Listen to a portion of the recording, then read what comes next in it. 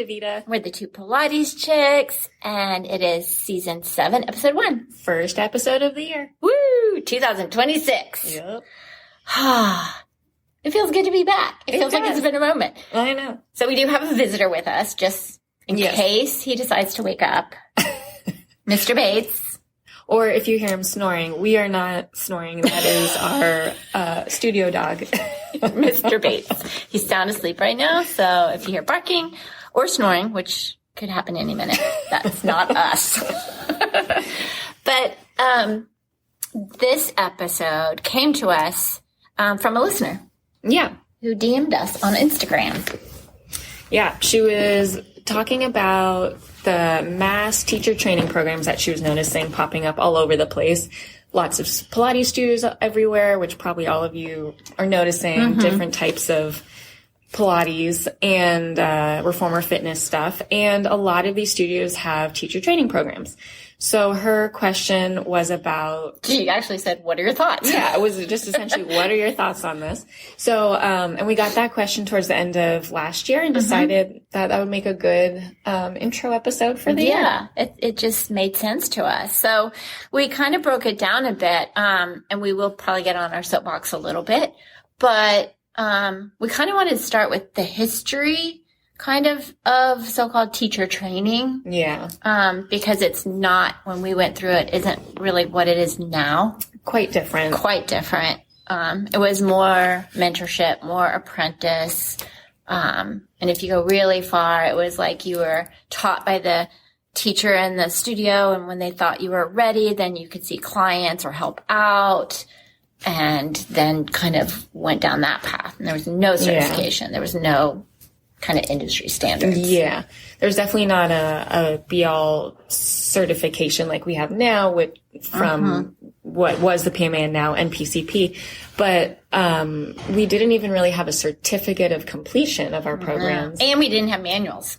Yes, there were no manuals. No manuals. And there also weren't these big name, known brand studios like we have today, such as like Stott, Bozzy, Balance Body, those sorts of things. No, not around. Yeah. So what we had was like the local studio, or like for me, I worked with Diane who, with my ballet stuff and in college, and she invited me to come do her teacher training program. And so it was the small local studio. I knew her, so I got into that program. And then similarly for you. Yeah, I mean, I was doing Pilates, and then my teacher said, you should teach Pilates. And I was like, oh God, I can't teach this. It's so complicated. So I had two choices. It was the one studio that she went to, her mentor, or to go to New York and study with Ramona. And I was young and poor and couldn't afford to do that. Let's go local. So I met, like you did, I went into the studio and I met with her mentor who became my mentor, and we chatted, and I guess it was technically like an interview kind of thing. And, and then I really liked him, and I liked his studio, and he was very, just, you're like, okay, this is a good fit. Yeah. So it's better than traveling to New York. Yeah. Yeah. But I mean, that's kind of how it was. It was like you had a couple options, and it was either like a local connection, or where you had to go, or the one other place that was known like on the coasts, like farther out. Yeah, or you could go to the West Coast, or But so totally different. Yeah. So these days we have studios on every corner. We have teacher training programs up the wazoo. And that was the other thing we're talking about, because once the certification kind of came into play, then that changed teacher training programs. Yeah. But now we feel like there's this whole, as one teacher told me, Wild West out there. Yeah. There's a lot going on. But the certification process was necessary and is necessary. Is necessary. Where it standardized things more so versus just at the early stages of just, you're like local teacher and you get the okay from them. But of course now as things have developed and gotten bigger, like you need some set standards, protocols, and things that are more standardized across the industry. And with the certification also came that standards for teacher training programs. Yeah. So that it wouldn't be just anyone opening up, and that there were these standards that actually protected the student in terms of what they were learning and for fully comprehensive. Yeah. And so you had both, like, so the certification for the student learning, getting their certificate to say I did a teacher training program, but then also the programs having Their own standards. Approval program to have standards they had to fit to be able to be a program. Yeah. And that's that the NPCP, before they were at the NPCP, they were at the PMA. They came up with the Pilates school approval program. Yeah. And so I was on that committee, and then we did all these standards, and that's what, then if you wanted to be an approved school, you had to meet these standards. Yeah. And if you didn't meet those standards, and it was like, you know, all this paperwork you fill out and proof of this and proof of that. And, It's a lot. It's a lot. Yeah. But it showed the students, oh, this school is legit. This school is giving you this school. Like, so, I think those are important to get back to as well. Yeah. And there was, definitely those standards are super important. And we'll talk later about like things to look for when you're looking for your own teacher training program. But that is something to look at, of like what standards the school is following. But because those aren't very enforced, and because, as this person who asked us this question is noting, there's so many different types of studio and program that's available now. And so these standards are definitely not being met. Or even on the conversation. Yeah. In the conversation, not on in the conversation. Well, I mean, I don't think most of these studios and programs are even aware of standards they should be meeting, because a lot of people maybe are opening studios when they themselves are not a very experienced teacher. Yeah, and we kind of seen that. Yeah. It's kind of like we've seen people that go through teacher training, open up a studio, and then start a teacher training program. Right. Whereas what it used to be and what the standards protected were, you had to have been a teacher, let's say, I don't know. Like for clients. You had to teach clients for, it was a long time. It was like 10, 15 years, whatever. And then you had to be a teacher of teachers, like doing workshops and things. Apprenticing. Whatever that was, for another set amount of years. 5 or 6 additional. Yeah, additional years. So it wasn't like you could just immediately become a teacher training. So anyone, how it was in those standards, anyone who was opening the studio, who was creating a teacher training program, the prerequisite for them to create a program that was acceptable, they themselves had to have already had at least 15 years experience teaching and working with teachers within that. And so these days we are seeing people opening studios who they themselves have never even worked at a studio or different types of environments. Or maybe they're not even a Pilates teacher. Yeah. That happens too. Yeah. Just as a business owner. Just a business owner. And maybe they did like a mat program and then opened a Pilates studio, or, something like that. And so they don't have that comprehensive knowledge. They don't have the long-term knowledge.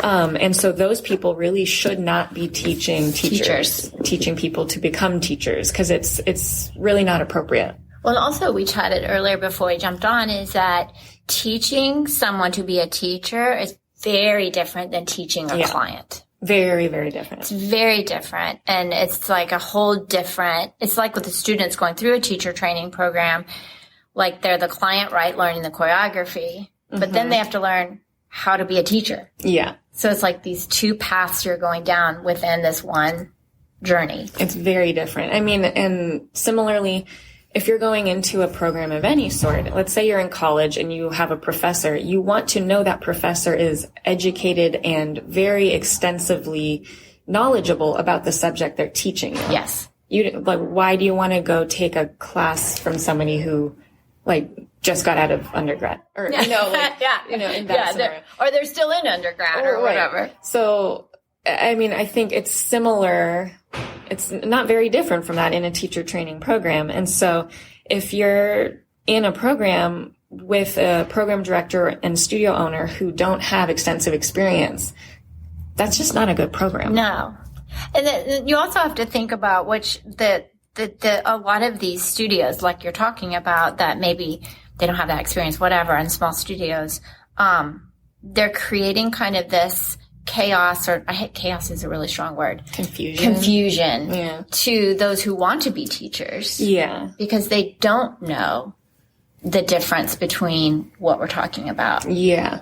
And some don't. They think, oh, I just want to teach reformer, so I'm going to do this. Yeah. It might be like that watered down version, or not. Like you said, they don't really know, or it's their makeup, or their style, or whatever it is. And these days, because there's so many studios, a lot of people might really think like, oh, I really like Pilates, so I want to start teaching. And their own experience is only in group classes. And maybe at a studio that has teacher training, they're like, oh, well, I'll do that one. But they didn't really do any research or look outside of that studio. Yeah, which is fine as a starting point for people if that's what works to get them into it. But we find those people end up getting lost within their career and then end up needing to do supplemental education. And then, or they're spending a lot of money. Yeah. To be at a studio where they're only learning that way of teaching. What if they move? Yeah. And that's the other thing. It's like, if you're doing a teacher training program at a studio where it's advertising that it's teaching Pilates, but it's really only so-and-so's method. So you're at like so-and-so's studio and they're like, oh, this is Pilates, and you're learning like mat and reformer, but it's not Pilates. It's this person's method using Pilates exercise. Yeah. So then you end with the choreography is stuff that they have created. Yeah, it's like for their classes and their flow or whatever. So then you're ending up with finishing a program that you spent hundreds of hours on, thousands of dollars to know how to teach group classes at that studio, not necessarily how to teach Pilates and with the understanding of movement. And so again, that's fine, but people need to understand that. Yes. And it's like the same thing with, even if you're going through fully comprehensive and you want to teach classes. So if you've been trained to teach classes at that type of studio, which there's stuff there, and you go to another studio that has privates and they're doing classes, they're not going to hire you because you're teaching a certain, I'd say, different, unique, like different exercise where style. They're teaching Pilates in their group classes. Yes. Yeah. And it's like, I mean, it's partly the conversation of like, you have classical, contemporary, traditional, and modern Pilates. But even more than that, it's like a comprehensive teacher training program. Like you just need to understand what it is you are learning. And most of these programs, especially with these people who have open programs that don't have the experience, they themselves don't have the understanding to know actually what they're teaching people. Yeah. And so the knowledge gets very limited. And it's basically just probably choreography. Yeah, it's just the choreography to do like exercise Pilates classes, which again is fine. And there's clients for that and customers for that. And it's fun. But as the student putting investment into a program with their time, energy, and money, it's not fair that people are getting very confused in the industry and that these standards are not being met by these programs. Because it's not the student's fault that's going in. Yeah. Because they don't know. Yeah. Unless we'll talk about they do their research, they do their homework. Yeah. But similarly, like the studio owner, let's just say like the studio owner who doesn't have experience, who's like, I'm going into a teacher training program myself because I want to open a studio, is the same as like a graduate student going into an MBA program because they want to be a CEO. There's no depth there. There's no experience. There's no knowledge. And so if you're going from that to then try to be the person that's running one of these programs, you're doing a disservice to the students who are wanting to be teachers, no matter what type of teacher they want to be. If they want to go do group classes, if they want to do reformer fitness, if they want to do classical Pilates, whatever. Yeah. But these programs need to be honest about what they are teaching, and they should have the education to teach their students, we're teaching you reformer fitness for this way, for these group studios in this studio. these are the other types of Pilates, da da da da da. Yeah. I think it would be really good for people to be aware of that. Yeah, and I think it's important also, like when you're talking about that student that's like going into teacher training program to be a teacher so that they can just run out and open up their own studio. Mm-hmm. And we talked about how that is setting this whole trajectory for that teacher coming out of it where they don't really get to understand Pilates, where they don't really live in it or teach or, your experience with clients and your experience in different places will kind of adjust who you are as a teacher as well. Definitely. Which that experience will then transfer when if you do open up your own space later or whatever. On, yeah. But it's the same thing with teacher training. You're kind of going to that person who's had experience with clients, different environments, different ways of thinking so that they can pass that on to you. And you definitely want to be in a program where the studio director, program director, lead teachers have extensive experience and varied experience and are well educated in whatever avenue they are teaching. And so it's really important for the individuals to do their research, your homework to find the right program for you. Because it's the same as finding the right college, right? You want to be somewhere where it's the right environment, the right fit, you feel comfortable, the program is teaching what you're wanting to learn. It's kind of like the big college or the small college or the public or the private. Like there's all these different West Coast, whatever it is. Yeah. And it's like you've got to figure out that's why it's so important to go, like you were saying, take a private, go into the studio, meet the person you're going to be taught by, meet the staff if they have a staff. Feel the style of that program, feel a private with the lead teachers or program director. So you feel what they're going to be teaching you and you see if that works for you, how you feel there. Because you're, again, spending hundreds of hours, thousands of dollars. You're going to be in there observing, doing your own practice teaching, eventually learning the exercises. It's a lot. It's a lot. And so what we're seeing is these host studios that we're seeing a lot of. So there's a host studio. So it's like something you need to know, right? Is this a host studio or is this like a boutique studio? A boutique, like my home. Like we're saying, if you're going to go take a class with the program director at that studio, if it's a host studio, are you getting the feel for the program or are you just taking a private with whoever, some teacher there? Because isn't it true, with the host studios, when we were kind of talking, you could be at one host studio for one thing, but then you have to go to another one for another part. Yeah. So that's the thing. It's if you want to stay at one studio for a comprehensive program and really dig in and be in that community and you like the feel of that studio with that group, that only works if you're going to a comprehensive program at a boutique studio that has what we have, the mentor apprentice style small group kind of learning. Yeah. If you're going for a big name thing, which again is fine, but like the Bosy and Stott and Balanced Body things. It might be modules, it might be levels. They have different modules. Maybe different studios. Yeah. So there's host studios, and let's say in particular Balanced Body, I know has host studios where all over the place and online, where those studios are the host from Reformer Module 1 mat and with props, 3, whatever it is, course is. And so you'll be going there for one course. You might be going somewhere else for a different course. A different one might be online. Maybe there's a few at one studio, but you maybe can't take them. The timing doesn't work. Yeah, sequentially or something. So, that's something else to look at. Does that work for you, or does that, do you want to just get through it and have a community, a home studio, home base? Yeah. And so it's a very different feel to each of those programs.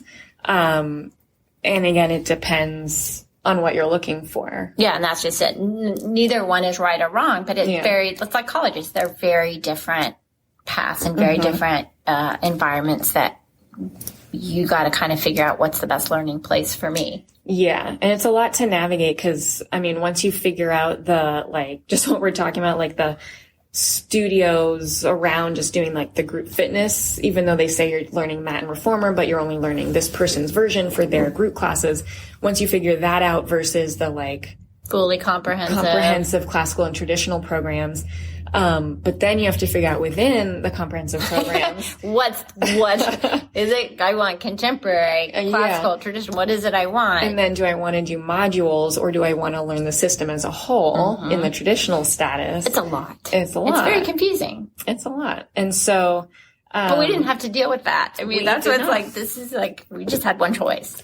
You had to learn everything. One or two. System. Yeah. There was one or two studios. You learned the system. You learned, it was at that time either like the classical or the contemporary at the time, which is the old school contemporary with Eve Gentry and all the, you know, that we've talked about before. But, there's a lot now. And so all of these different ideas, it's like you also have to look at hidden costs.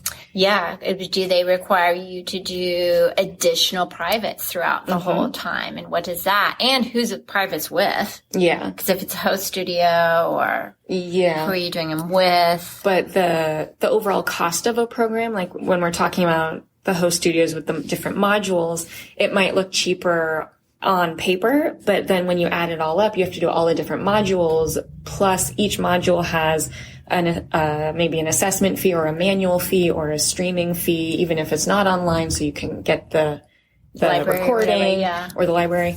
And then each module is $600-$700, and then how many modules do they require? Yeah.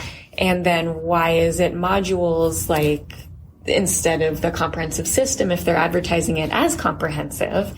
And then, and then do you have to do privates with the person, or is it just recommended or available? But if you have to do like 10 privates, that adds in a lot. That's an extra $2,000 and, at least. And so. And also, do they charge you to test out? Do they charge you for the manual? Do they charge you extra for practice hours in the studio? Studio use. Yeah. So those are all things that are just kind of the stuff that you might not know to look at, and things that maybe program leaders don't even know, because the ones that are just jumping in to open their own programs don't even know about all that because they haven't had that experience. Hadn't had the experience, yeah. So there's some issues there. But it really is, I think, because with teacher training, it can be so confusing.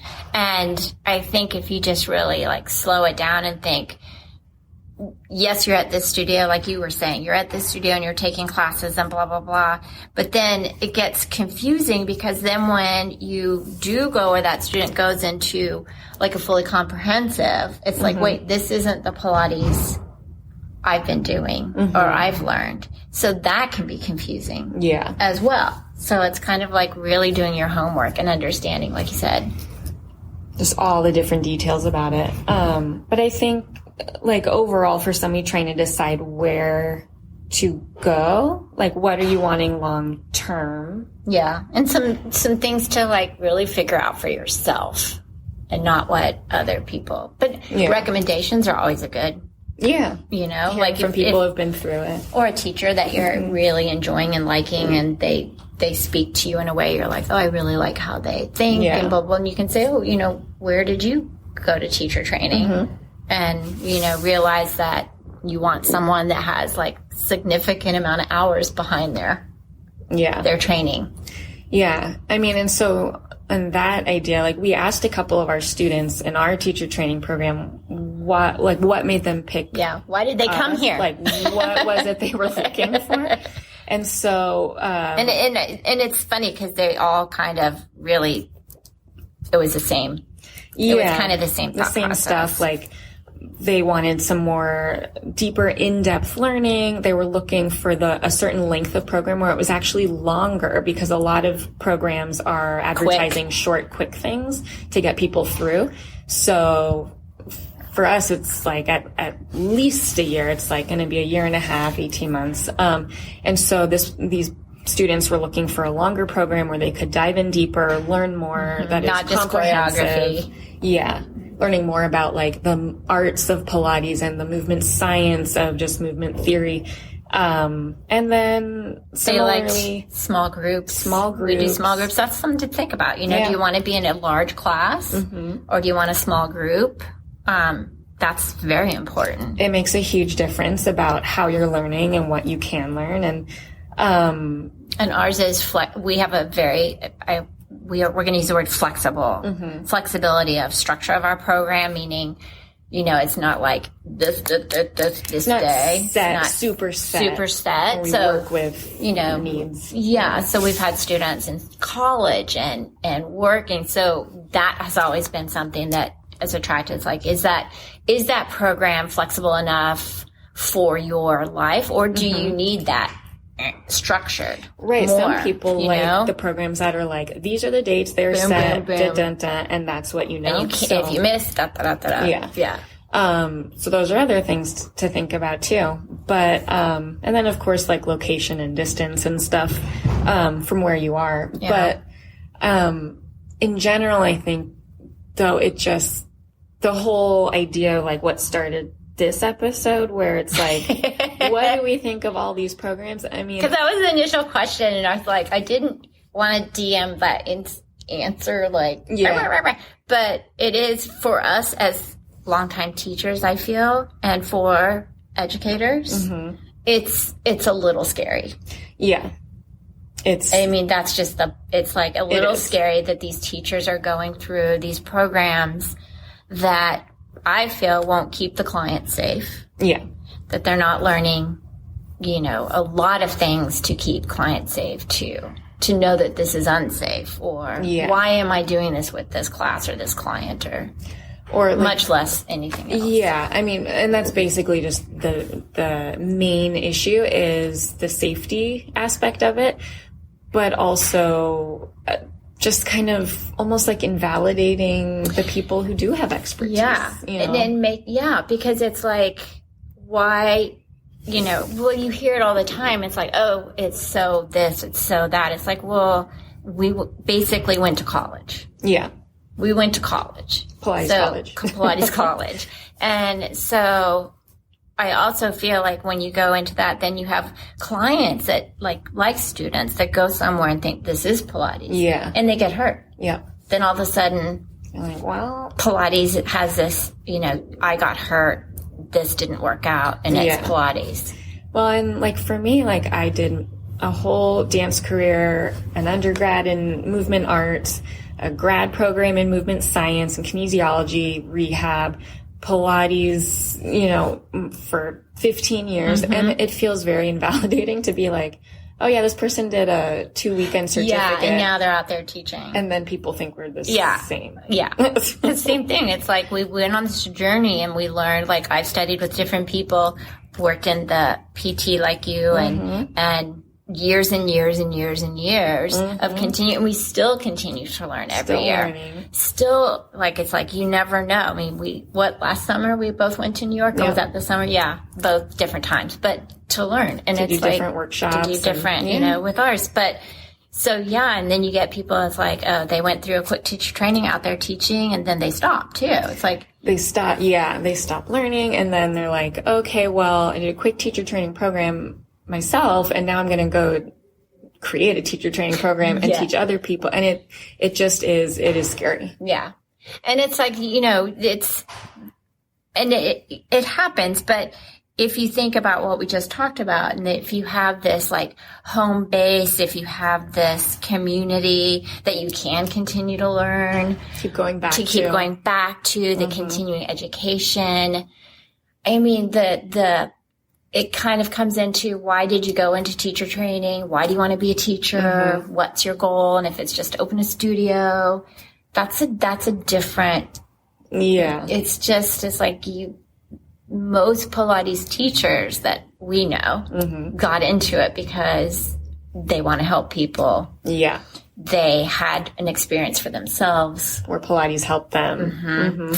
And so there's this passion of, it's not really a job. Yeah. It's kind of this passion It's a career. It's a career. It's not, just the basic. I mean, if you're interested in just opening a studio and a program, probably go into like business instead of movement healing arts. Go into business, open a shop or something. Yeah. But because what we do is beyond just the group fitness or studio to crunch numbers and get clients through, like we are boutique, individualized, one-on-one, specialized with and getting people expertise. To move in a safe, but it's kind of like, it almost like kind of what you were saying. It's like kind of that invalidation, but it almost feels like these like, this is going to be totally bizarre, but it's almost like, are we the dinosaurs? Like, the way we learn, but it's not. Yeah, the old ways. But I mean, for this industry and like the NPCP and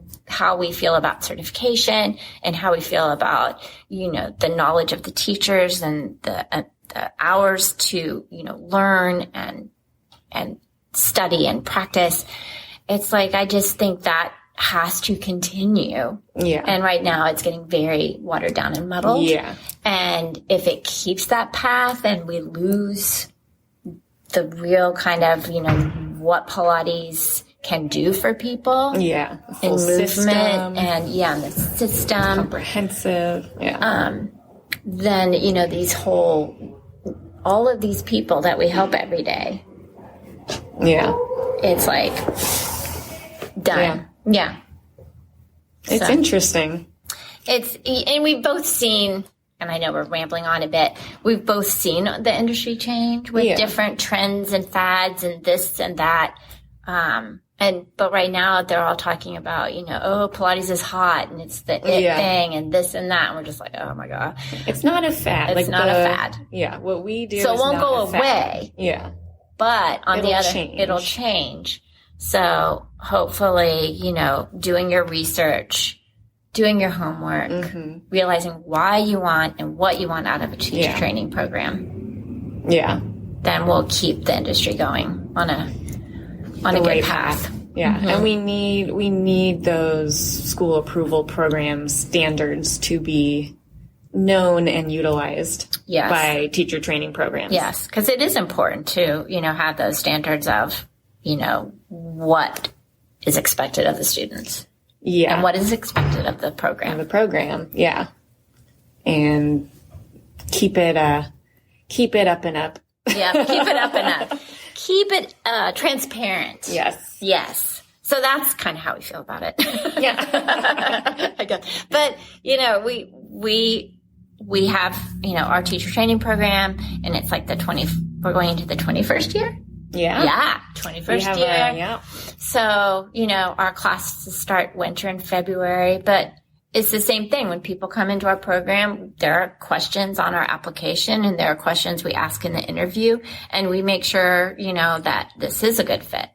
Yeah. Very specifically, like, why do you want to do a teacher training program? What are your expectations? Yeah. And here's what we expect. And what's your experience with Pilates? And Yeah, because that, if you have someone, like you said, that just came from Reformer Fitness and they think that's what they're going to learn, it's like, this is not the right place for you. No. But it's important. So, I think that's a good way to start off the new year. Yeah. Just, do your research. That's all we got. And Mr. Bates slept through the whole episode. I know, he didn't even bark. No snoring, no dreams. I'm surprised. I know, I'm surprised too. Okay, but you can check out our teacher training info, our continuing education on our website, PilatesChicks.com. We're on YouTube, giving some tutorials and chats and teaching moments. Instagram. Anything else? Threads. Yeah, I don't know what happens with that. I don't know. I think our Instagram goes on Instagram. I'm not sure about that. But send us a DM or an email and we'd be happy to answer any other questions. Yeah, and if you have questions about, because we're very honest when people come in and we want them to do their research. So if you want to ask us questions about different training programs. Yeah. We'd love to talk about it. Yeah, we love to talk about it. But thanks for listening. Bye. Bye.